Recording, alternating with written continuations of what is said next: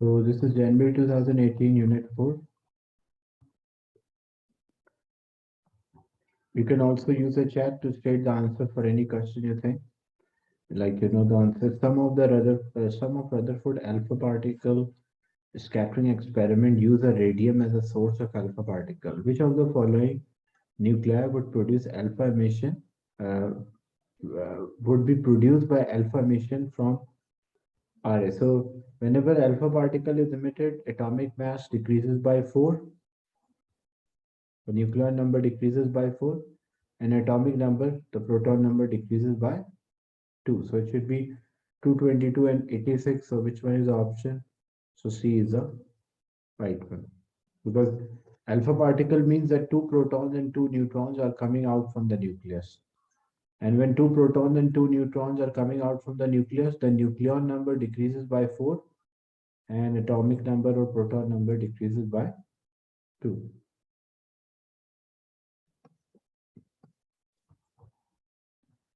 Then question 2 is a direct question. The question is, which of the following is not a lepton? Electron is a lepton. Well, there are like lepton, electron, neutrino, tau, neutrino, muon, neutrino. That is also a lepton.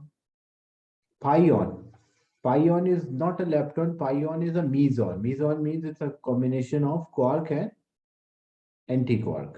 So C is the right answer. Like C is not a lepton. Positron is a lepton, like it is anti-lepton, but it is also categorized as lepton. It's an anti-particle of electron. So C is the right answer.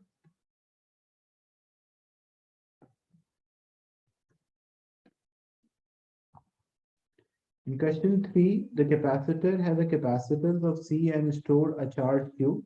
The potential V is applied. Which of the following expression is used to energy stored? Basically, energy stored by the capacitor is given by area under the graph. And because it is a straight line, so it will be half V into Q. And we know Q is equals to CV. So in place of Q, if I write CV, so it will be half CV square. So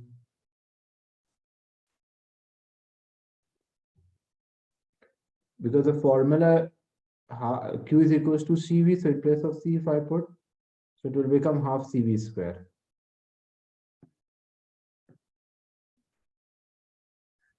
So there's no option of half CV square. Then if I put, because the energy stored half Q into V. If I put Q is equals to CV, then the expression will change into half CV square. But there's no option of half CV square. Then V is equals to, because Q is equals to CV, so V is equals to Q divided by C. So in place of V, if I write Q divided by C, so it will be half Q, and in this Q divided by C, so when we simplify, it will become half Q square by C. So half Q square by C, so that's why D is the right answer for this.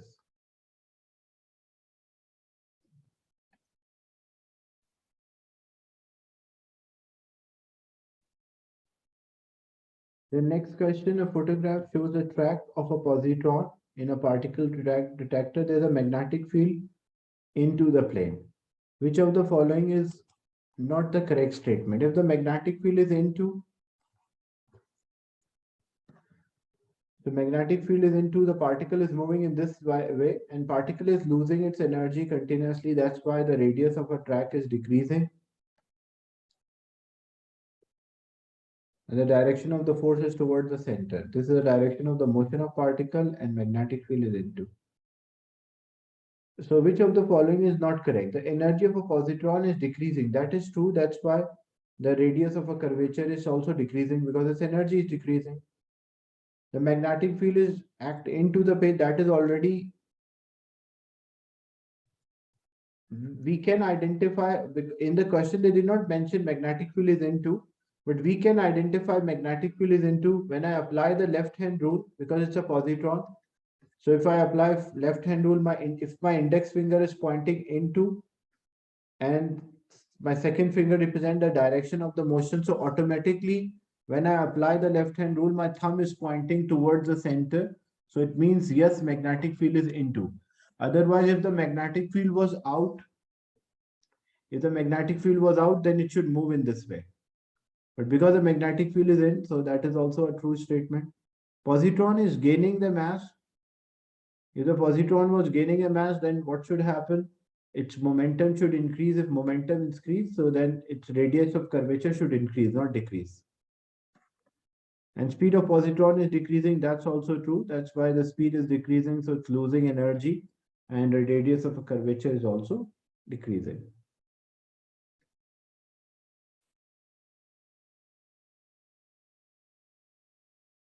Question 5. The potential across a charged capacitor is V naught.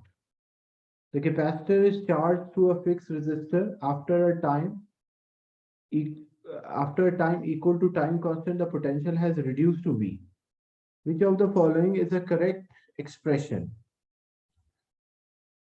So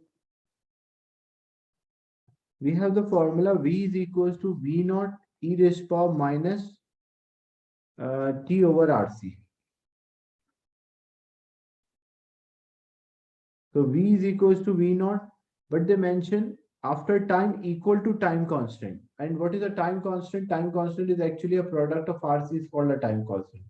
So e raised to power minus RC over RC.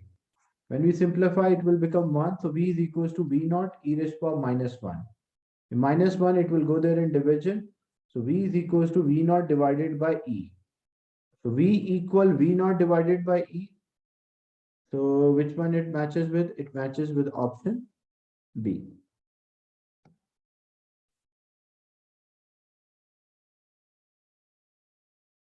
Then question 6, baryon. Basically, what is a baryon? Baryon is a combination of three quarks. When three quarks are together, either all should be quark or all will be anti-quark. But if three quarks or three anti-quarks are together, we call them as baryon.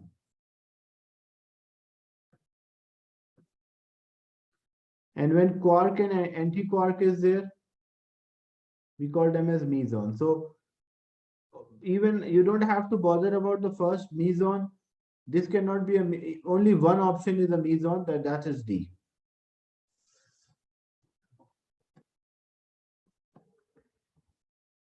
Next is which of the following is a unit of permittivity of a free space or epsilon?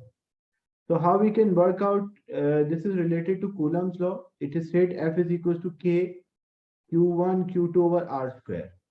And what about the K? K is equals to 1 upon 4 pi epsilon.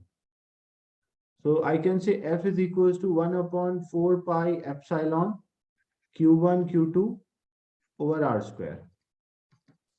When I simplify for epsilon is equals to 1 upon, because cross multiply. So 1 upon 4 pi force Q1 Q2 over R square. So then we substitute the unit of Q1 Coulomb, unit of Q2 is also Coulomb, so it will be Coulomb square. 4 and pi are constant, so unit of force is Newton, and unit of distance square is meter square. So it is Coulomb square is there, Newton minus 1, meter minus 2.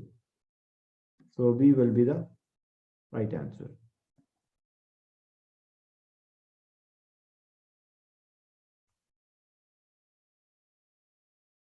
In question 8, the following circuit is used to charge a capacitor.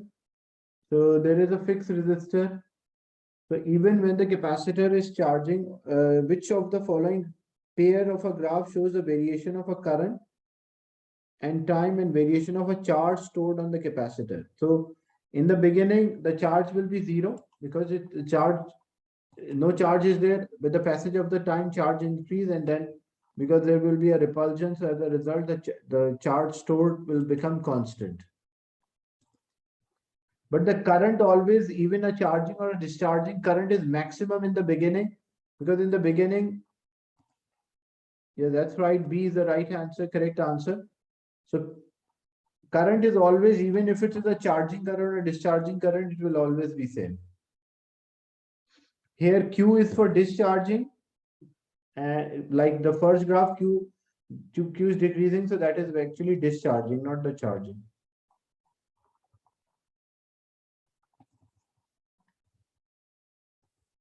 Two charged spheres which are having equal mass suspended from insulating thread which are of equal length. One sphere has a charge q, another one is 10q. But they have the same mass. So if they have the same mass, because according to Coulomb's law, when two charges are there, they will apply. If like charges are there, they will repel. Unlike charges attract. And because they mentioned that both charges have the same mass, so and according to Coulomb's law, like example, if one of the charge is plus q, another charge is plus 10q. So if this is applying 100 Newton, if there's a force of 100 Newton on 10q, there will be a force of 100 Newton on plus q as well. So both will experience same force, and they mention they have the same mass. So they should be equally distributed from the center. So from the mean position, they will have equal distribution. That's why C will be the right hand. Because like if this experience a force of 100 Newton, this also experience a force of 100 Newton. And the mass is same. If this is 2 kilogram, this is also 2 kilogram. That's why both will move to the same distance from its mean position. If their masses were different, then the one which is having more mass will show a smaller change from a mean position.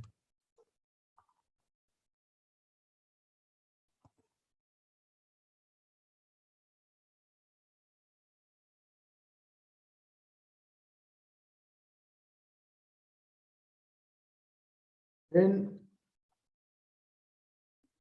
in question 10, a student is investigating how the magnetic flux through a coil vary when it is with an angle in radian to a magnetic field.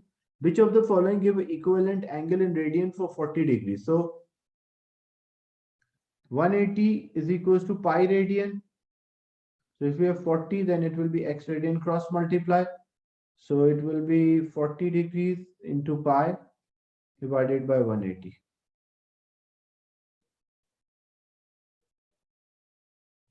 Or because in terms of 2 pi radian, if it is 360 degrees, it is equals to 2 pi radian. So if we have 40 degrees, then it is x cross multiply. So it will be 2 pi multiplied by 40 divided by 360. So 2 pi multiplied by 40 divided by 360. So B is the right answer.